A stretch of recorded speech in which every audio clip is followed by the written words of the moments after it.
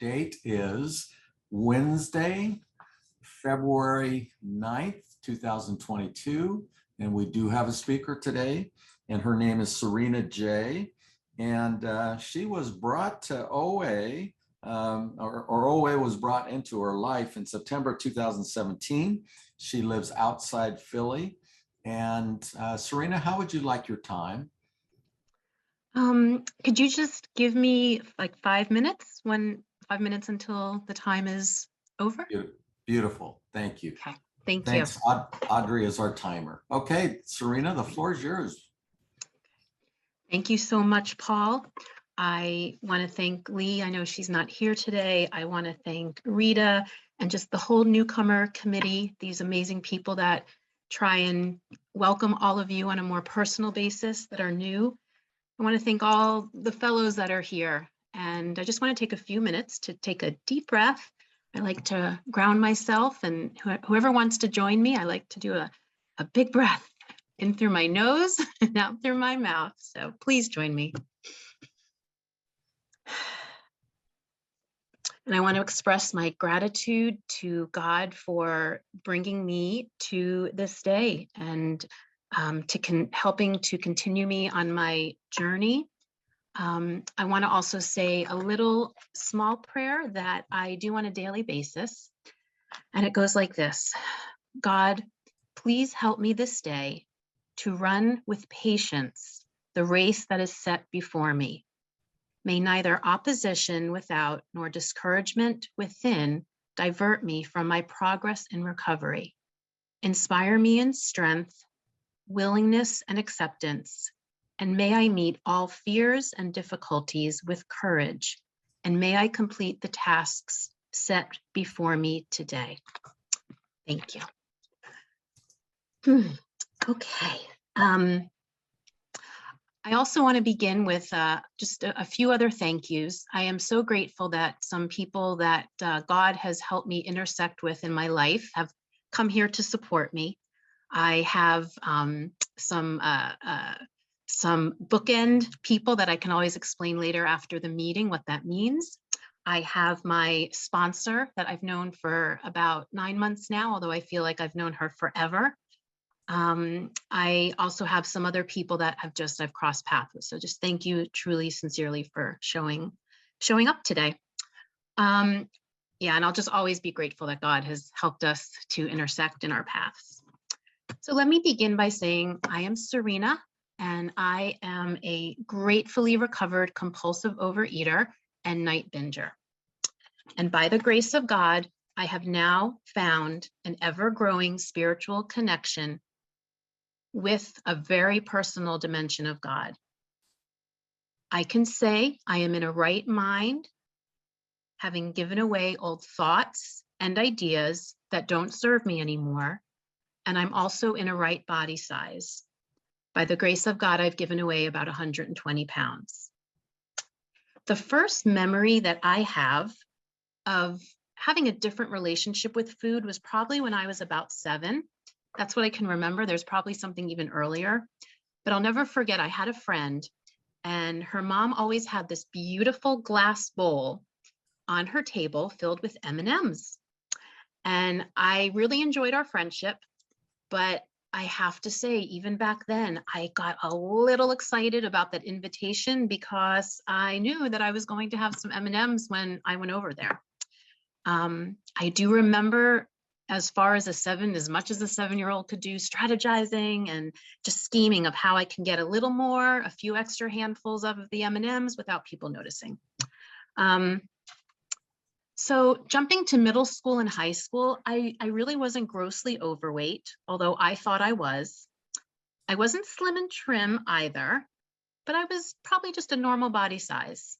I do remember a family member telling me, Serena, remember, boys won't want to marry chubby girls. I also remember my bus rides home from school, already thinking what I could have for a snack. It was a very big transition in our house, going from school to the rest of the day. And I do remember walking around many nights, somehow ending up in the kitchen looking for food. Now jumping to college, I do remember frequenting the college cafeteria.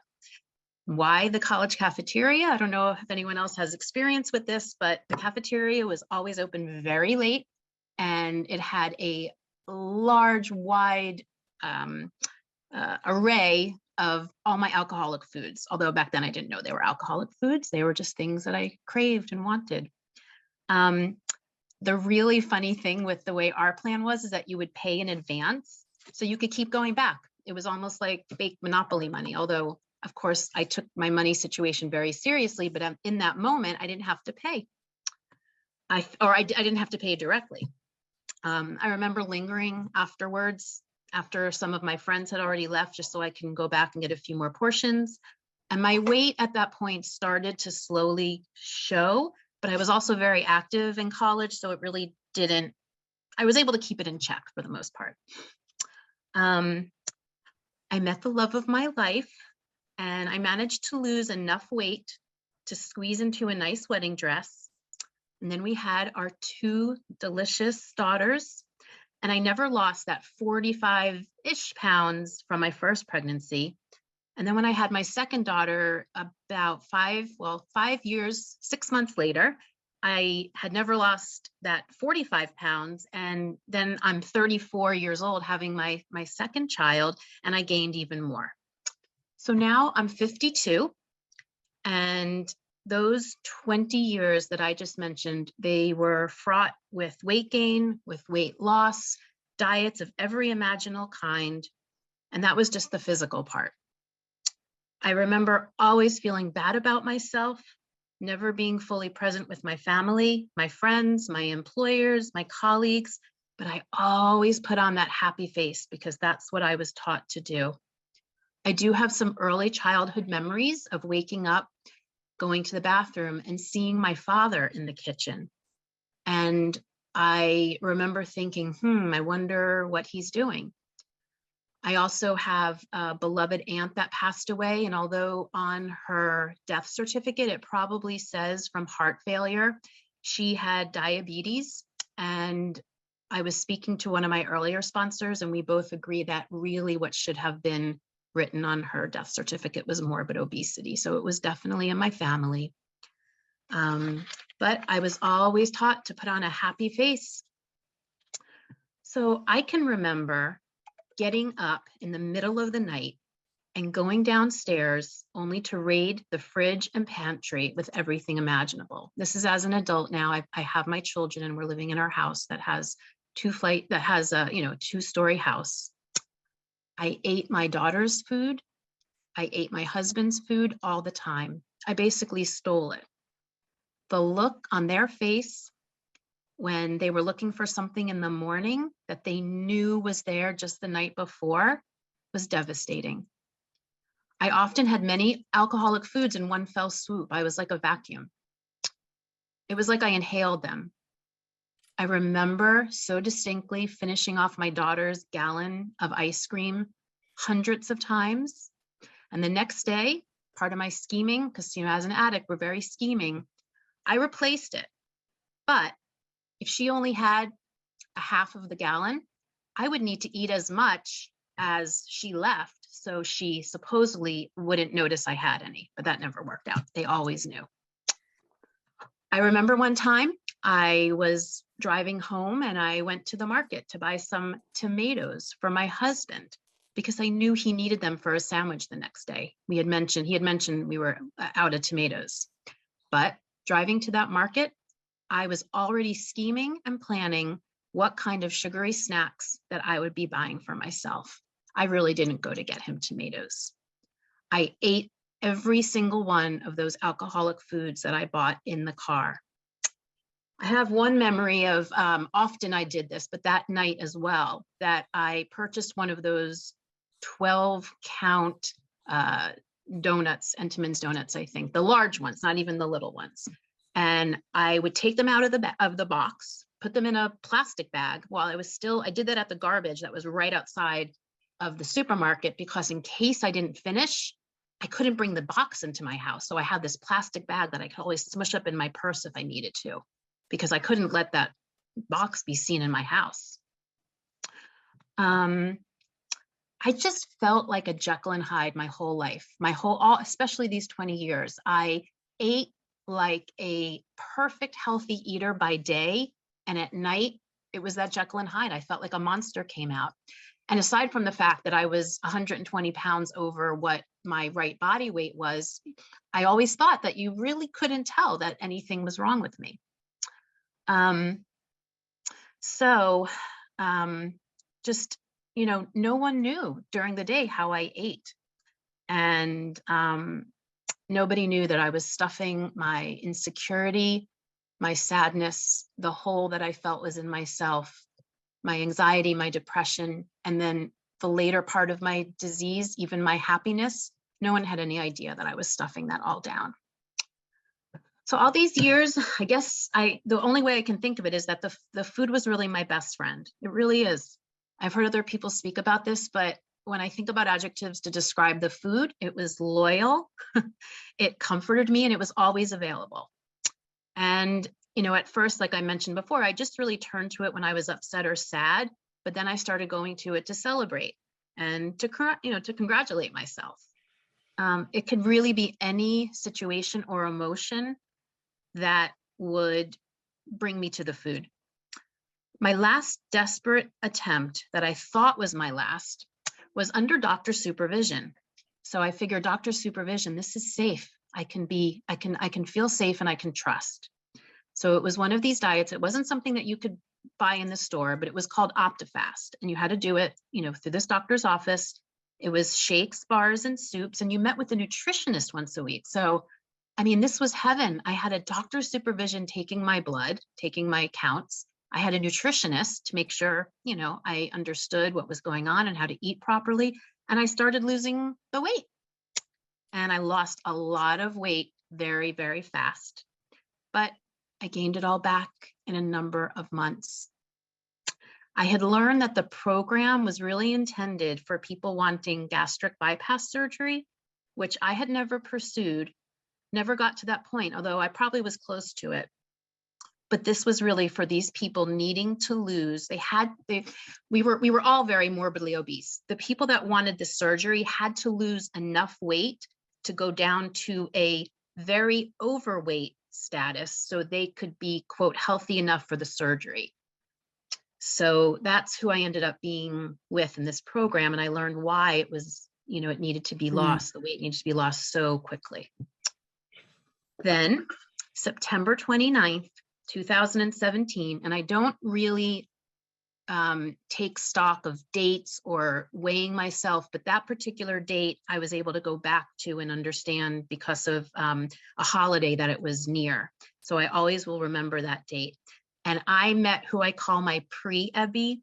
For those of you that don't know, Ebby was really the man that Bill called his first sponsor. He was the one that he had called him. And I call this person my pre-Ebby, my angel, because under certain circumstances that I really believe were orchestrated by God, we started talking one night when she had to stay over my house overnight because of needing to be walking distance to something. She was of right body weight and she seemed very calm and serene. And somehow, I really don't know still to this day how the conversation started, but we started speaking about food. And ironically, this was the night before a holiday where we fast. And she asked if I ever thought about the fact that I might be a compulsive overeater. And I remember saying to her, "A what? A what?" And she said that, "Well, I have a list here. I keep it in my purse wherever I go. And there's 15 questions here. And if you're moved to do this, try and answer them. And you just have to see how many you answer yes or no to, and it might give you an inkling whether or not you are." So I answered yes to every single one of those questions. And she told me about a local meeting that was 5 minutes from my house. This is about 5 years ago, so pre-COVID. I remember going to that meeting and I cried the entire time. I'm not exaggerating. It wasn't like, oh, I cried a lot, but I'm just going to say I cried the entire time. I couldn't stop sobbing. And afterwards, I will never forget these arms that came up to me and they reached around me. There were these 4 women that came up and offered tissues. And I cried for weeks and weeks in that meeting. And the next 4 years, they were fraught with relapse after relapse after relapse. 3 days here, 1 month here, 2 weeks here. I did get through the steps at one point, but then I relapsed February 28th, 2020. That's the only other date that I will always have etched in my mind, because that was the night that my beloved mom died. I was concerned, people were concerned about, me, and they wanted to know what happened and like, what happened? Why did I relapse? And so I remember saying almost indignantly,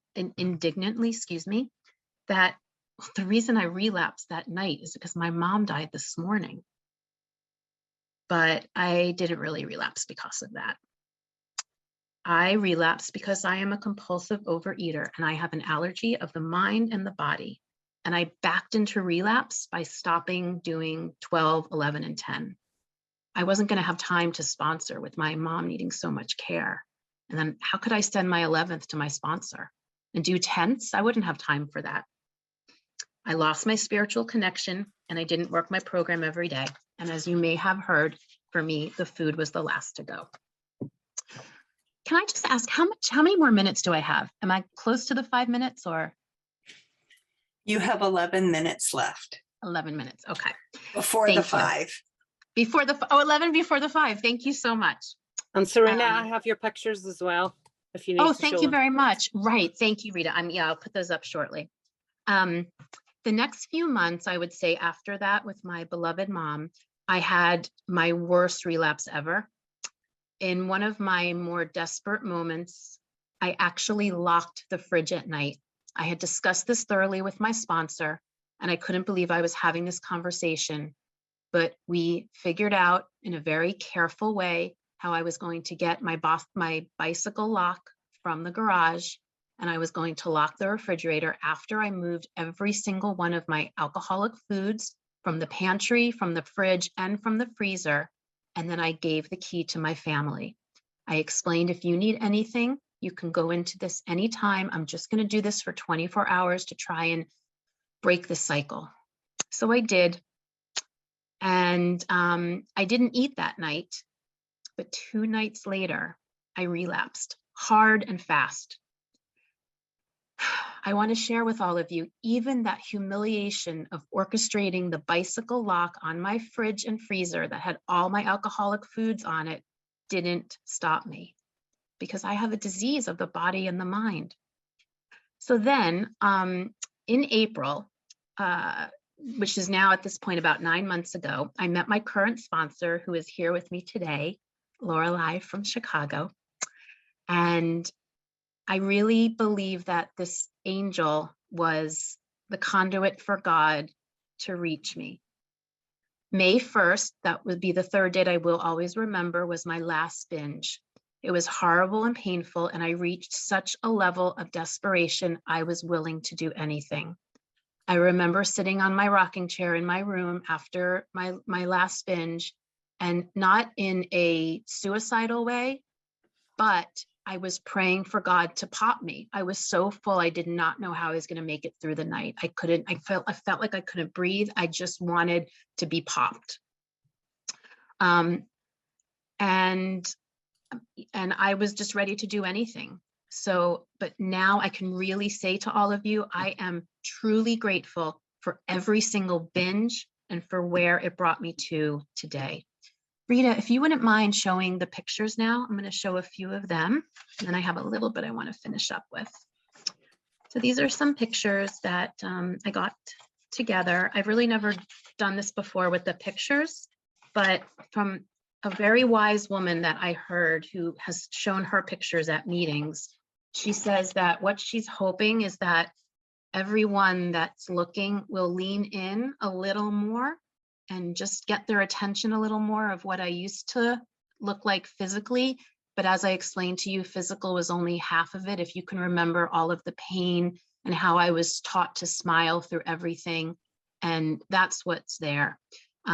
Just a few quick things to just draw to your attention. In that burgundy sparkle shirt with my husband, my amazing husband, that's on the very top left. That was back in June 2015. So that's already before I had even come to OA. Right down below it was at the engagement party of my best friend's daughter. And you can see I was wearing all black, hoping that it would help me blend in and people wouldn't see me overweight as much.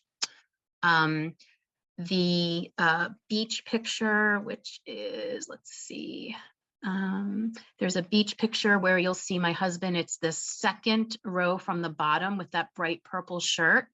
And, you know, I'm looking even now at all these pictures now, and I remember wearing that shirt and that little swim skirt. And when I looked at myself, I didn't see that. I'm looking at it now and I'm just, I was really overweight. I was morbidly obese.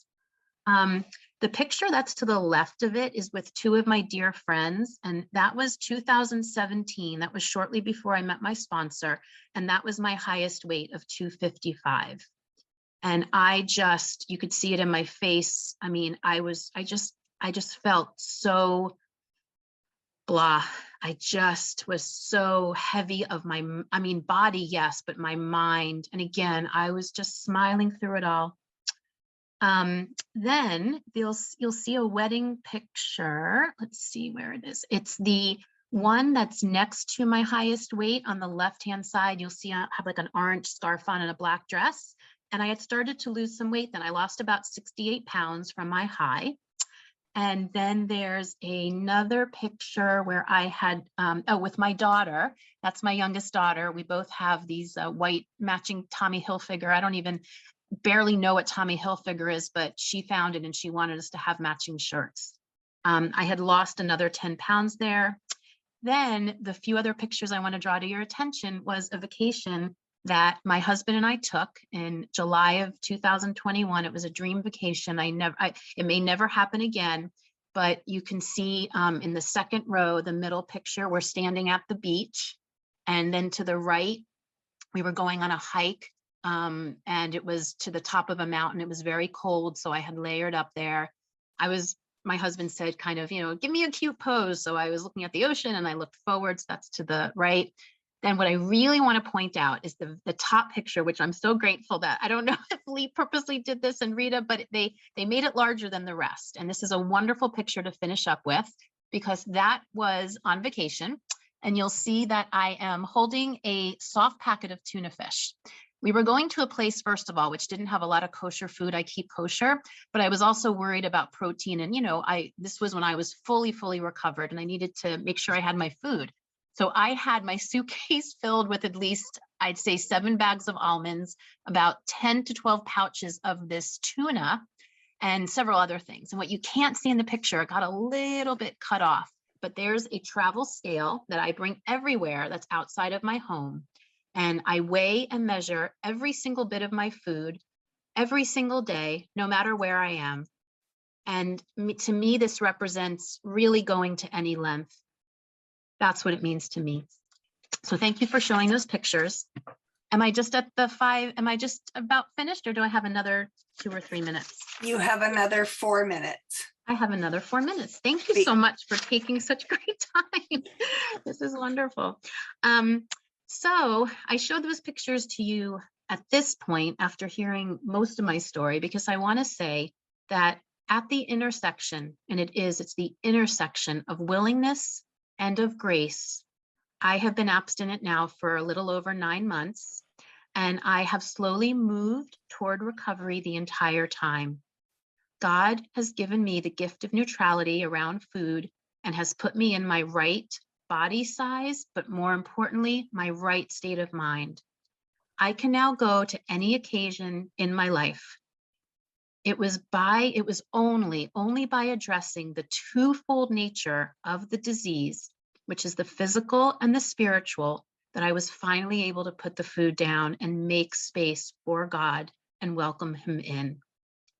And with God's help and love, I try to live in a state of gratitude as much as I can every day. On the end of August, I completed all the steps and began my journey as a recovered compulsive overeater. For today, I have learned how to bring recovery into my life I have learned how to bring life into my recovery not recovery, into my life. And I'm happy to explain that afterwards. God has truly, truly done for me what I could have never done for myself.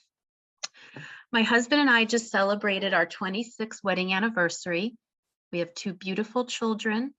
And my life, this is going to sound so corny, but my life has really been rocked into the 4th dimension. And I am living a happy, serene, joyous, and I am free of the bonds of compulsive overeating. I am able to be present with my friends, my family, my fellows, and all those important in my life. I just got a job after not working for 4, almost 5 years in my profession. And I feel like the lenses on my glasses have gone from cloudy to clear. The world looks brighter, even on these cloudy days we've had here in Philly. The program is simple, but it does require lots of work and action. I still have days where I get frustrated, sad, and discontented. These times are much less in quantity. And when I do, I have these beautiful tools like the 10th step to process my emotions very quickly and give the situation over to God. I stand here before all of you and tell you, if these miracles can happen for me, they can happen for you. Thank you so much for listening and giving me this opportunity to give service. Oh, thank you so much, Serena. That was so beautiful. So I like this passage. At this moment, I think this fits for me. But we saw that it really worked in others.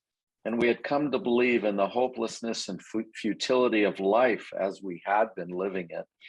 When, therefore, we were approached by those in whom the problem had been solved, there was nothing left for us but to pick up the simple kit of spiritual tools laid at our feet. We have found much of heaven, and we have been rocketed into a 4th dimension of existence, of which we had never dreamed. And that's from page 25 in the big book of AA, chapter 2, There is a Solution. So thank you, Serena. Thank you so, so much.